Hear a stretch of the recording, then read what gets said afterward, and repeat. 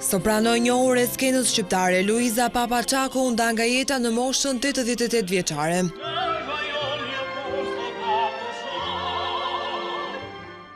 Papa la pas një trashëgimi të vyer artistike, teksa emri i saj qëndron mes protagonistëve të shquar, që kanë shkruar historinë e operas dhe artit në vendin ton.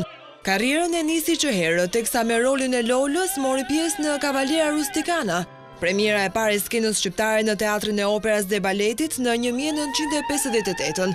Me vokalin unik dhe elegancën artistike, interpretoi në operata të njohura si La Traviata, La Bohème, Dasma e Figaros, Princesha e Çardashit, Carmen, Don Pasquale, Komisari apo Vjosa.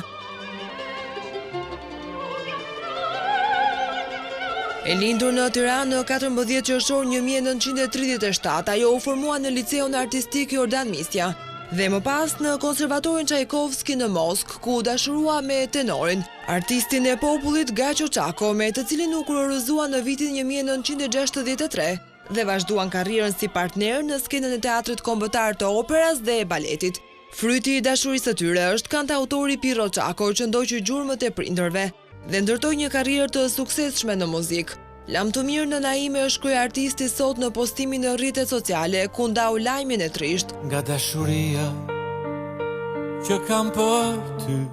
Me një repertor të gjerë që nga muzika popullore te veprat operistike më të mëdha, Luiza Papa mbetet e paharruar në kujtesën e publikut shqiptar.